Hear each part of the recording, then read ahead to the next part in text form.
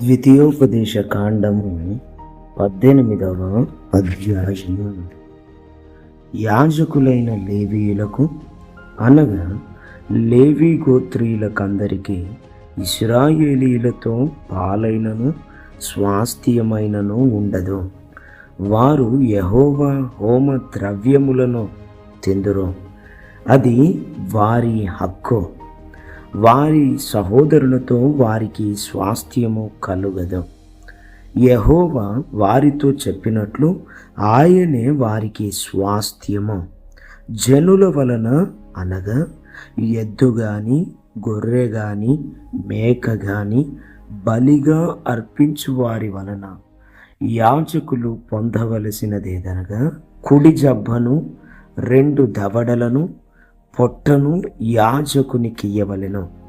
నీ ధాన్యములోను నీ ద్రాక్షారసములోను నీ నూనెలోను ప్రథమ ఫలములను నీ గొర్రెల మొదటి బొచ్చును అతనికి ఇయ్యవలెను. నిత్యము యెహోవా నామమున నిలిచి సేవ చేయుటకు నీ గోత్రములన్నిటిలోనూ అతనిని అతని సంతతి వారిని నీ దేవుడైన యెహోవా ఏర్పరచుకొని ఉన్నాడు. ఒక లేవీయుడు ఇశ్రాయేలీయుల దేశమున తాను విదేశీగా నివసించిన నీ గ్రామములలో ఒకదాని నుండి యెహోవా ఏర్పరచుకున్న స్థలమునకు మిక్కిలి మక్కువతో వచ్చినప్పుడు అక్కడ యెహోవా సన్నిధిని నిలుచు లేవీయులైన తన గోత్రపు వారు చేయునట్లు అతడు తన దేవుడైన యెహోవా నామమున సేవ చేయవలెను. అమ్మబడిన తన పిత్రార్జితం వలన తనకు వచ్చినది గాక అతడు ఇతరుల వలె వంతు అనుభవింపవలెను. నీ దేవుడైన యెహోవా నీకిచ్చుచున్న దేశమున నీవు ప్రవేశించిన తరువాత ఆ జనముల హేయ కృత్యములను నీవు చేయ నేర్చుకొనకూడదు. తన కుమారునైనను తన కుమార్తెనైనను అగ్నిగుండము దాటించు వానినైనను శకునము చెప్పు సోదెగానినైనను మేఘ శకునములను గాని సర్ప శకునములను గాని చెప్పువానినైనను చిల్లంగి వానినైనను మాంత్రికునైనను ఇంద్రజాలకునైనను కర్ణ పిశాచి నడుగు వానినైనను దయ్యముల యొద్ద విచారణ చేయువానినైనను మీ మధ్య ఉండనీయకూడదు. వీటిని చేయు ప్రతి వాడును యెహోవాకు హేయుడు. ఆ హేయములైన వాటిని బట్టి నీ దేవుడైన యెహోవా నీ ఎదుట నుండి ఆ జనములను వెళ్ళగొట్టుచున్నాడు. నీవు నీ దేవుడైన యెహోవా యొద్ద యథార్థపరుడవై ఉండవలెను. నీవు స్వాధీనపరచుకొనబోవు జనములు మేఘ శకునములను చెప్పువారి మాటను సోదెగాండ్ర మాటను విందురు. నీ దేవుడైన యెహోవా నిన్ను అలాగున చేయనీయడు.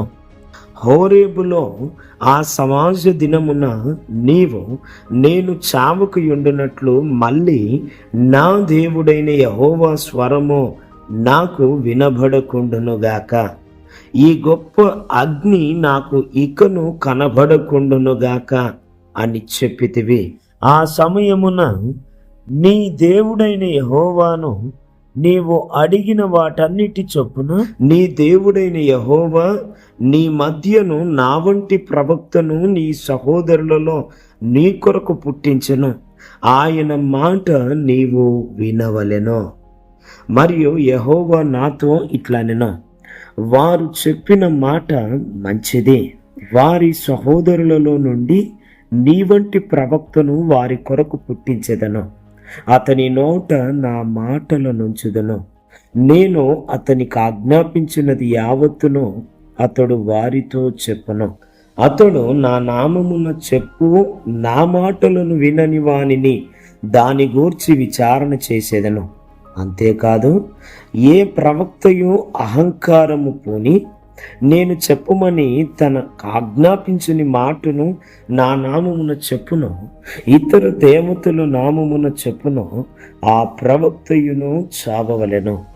మరియు ఏదో ఒక మాట యెహోవా చెప్పినది కాదని మేమెట్లో తెలుసుకొనగలమని మీరు అనుకొనిన ఎడల, ప్రవక్త యెహోవా నామమున చెప్పినప్పుడు ఆ మాట జరగకపోయిన ఎడలను, ఎన్నడను నెరవేరకపోయిన ఎడలను అది యెహోవా చెప్పిన మాట కాదు.